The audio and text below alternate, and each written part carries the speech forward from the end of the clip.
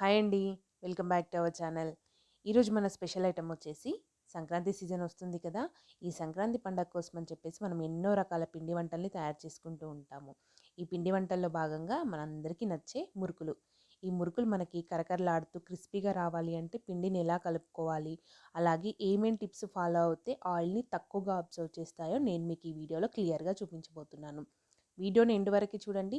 చెప్పిన టిప్స్‌ని, కొలతల్ని as it is follow అవ్వండి. క్రిస్పీగా కరకరలాడే మురుకులొస్తాయి. సేమ్ ఈ ప్రాసెస్‌ని ఫాలో అయిపోండి. ఈ సంక్రాంతి పండగకి ఈ క్రిస్పీగా వచ్చే మురుకుల్ని ఓసారి ఈ ప్రాసెస్‌లో చేయండి. అలాగే ఇప్పటివరకు అమ్మతో వంటశాలని ఎవరైనా ఫస్ట్ టైం గనుక చూస్తున్నట్టయితే మన ఛానల్‌ని తప్పకుండా సబ్స్క్రైబ్ చేయండి. పక్కనే ఉన్న బెల్ ఐకాన్‌ని కూడా ప్రెస్ చేయండి. ఇప్పుడు దీనికోసం కావాల్సిన మెయిన్ ఇంగ్రీడియెంట్స్ బియ్యం పిండి. ఈ బియ్యం పిండిని నేను కేజీ బియ్యాన్ని మరపట్టించుకుంటే నాకు 6 గ్లాసెస్ బియ్యం పిండి వచ్చింది. కేజీ బియ్యంకి 6 గ్లాసెస్ పిండి వచ్చింది. ఇప్పుడు ఇందులోకి 3 స్పూన్స్ జీలకర్ర, అలాగే 3½ స్పూన్స్ సాల్ట్‌ని వేసుకోవాలి. కారం వచ్చేసి 6 గ్లాసెస్‌కి 6 స్పూన్స్. ఒక గ్లాస్‌కి 1 స్పూన్ కారము, అలాగే 3/4 స్పూను సాల్ట్‌ని వేసుకోవాలి. ఇప్పుడు ఒక రోట్లోకి 1 స్పూను జీలకర్రని, అలాగే ఓ 10-15 వరకు వెల్లుల్లిపాయలను తీసుకొని మెత్తగా నలగొట్టాలి.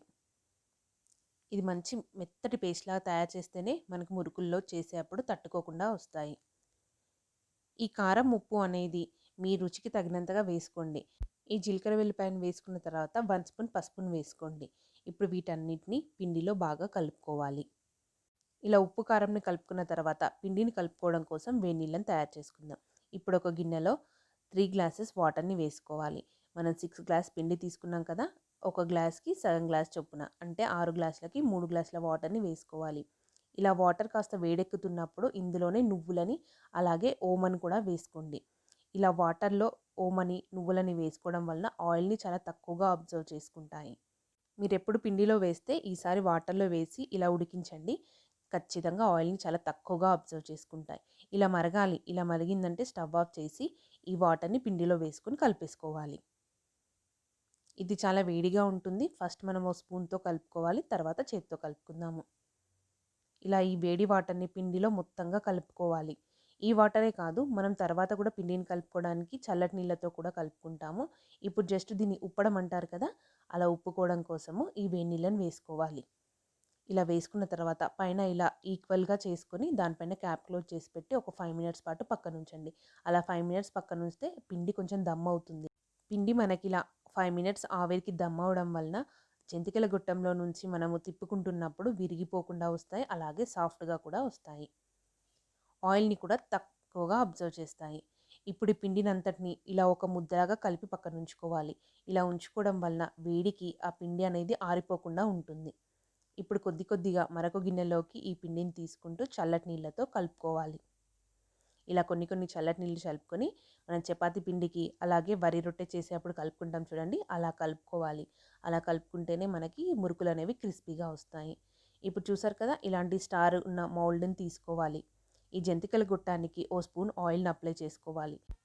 ఇలా ఆయిల్‌ని అప్లై చేయడం వలన మురుకులనేవి సాఫ్ట్‌గా వస్తాయి. తక్కువ ఫోర్స్ యూజ్ చేయాల్సి ఉంటుంది.